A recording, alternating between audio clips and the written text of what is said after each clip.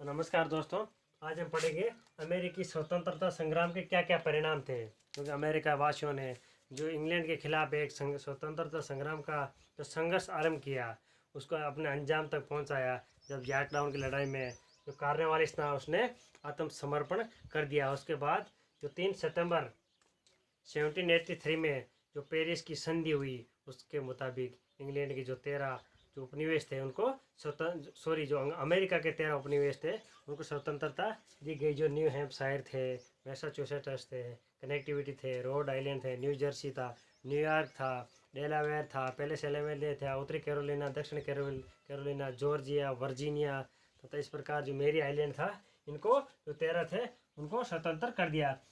इनके अमेरिका पे क्या प्रभाव पड़ा, सबसे पहले हम उन पे चर्चा करेंगे। अमेरिका में क्या है, स्वतंत्र राष्ट्र की स्थापना की गई। जो 13 उपनिवेश थे उनको स्वतंत्र कर दिया गया। तो सबसे बड़ा जो मुद्दा लेके चले थे, जो उसके स्वतंत्रता संग्राम का एक संघर्ष था स्वतंत्रता प्राप्त करना, वो प्राप्त हुआ उनको। नंबर 2, लिखित संविधान का अपनाना। America, United state of America है, वो फर्स्ट वर्ल्ड में कंट्री था जिसने लिखित संविधान बनाया। नेक्स्ट है औद्योगिक तथा आर्थिक विकास। जो पहले की तरह जो उन पे प्रतिबंध थे आर्थिक विकास के जो रोकने के लिए, जो जैसे ऊन को निर्यात करने में प्रतिबंध था, लोहे उद्योग, इस्पात उद्योग लगाने में प्रतिबंध था, वो हटा लिए गए।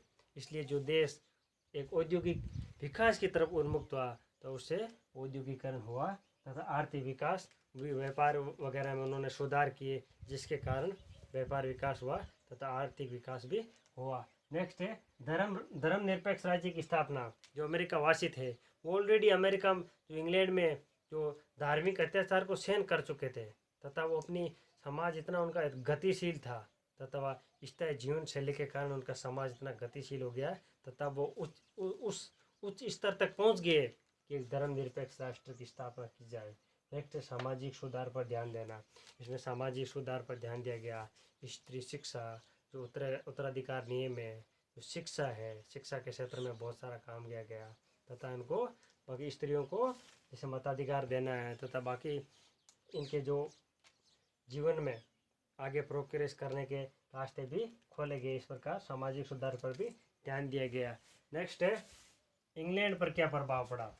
इंग्लैंड की जो साम्राज्यवादी नीति थी, सबसे बड़ा प्रहार उस पर किया गया। उसको अमेरिका के जो 13 उपनिवेश थे उनको स्वतंत्र करना पड़ा, जिसके कारण जो बाकी जितने भी उपनिवेश थे उनके विरोध भी उसने जो नीति थी उसमें थोड़ा परिवर्तन किया, थोड़ा उदारवाद लेके आए।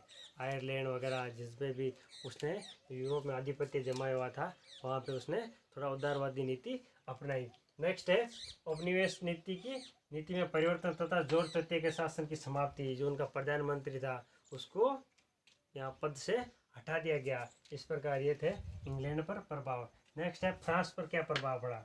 नंबर 1 है फ्रांस की आर्थिक स्थिति दयनीय हो गई, क्योंकि लगातार युद्ध लड़ते आ रहा था फ्रांस।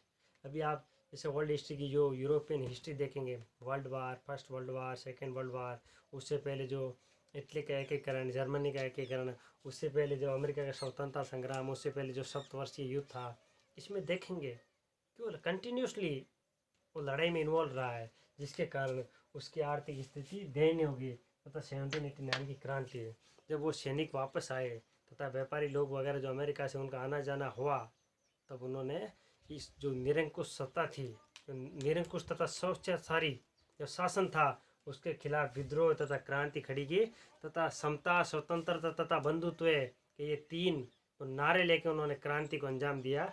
उसे 1789 की क्रांति कहा गया। नेक्स्ट है आयरलैंड ने भी जब अमेरिका का स्वतंत्रता संग्राम हुआ उसमें उन्होंने विद्रोह को तेज कर दिया।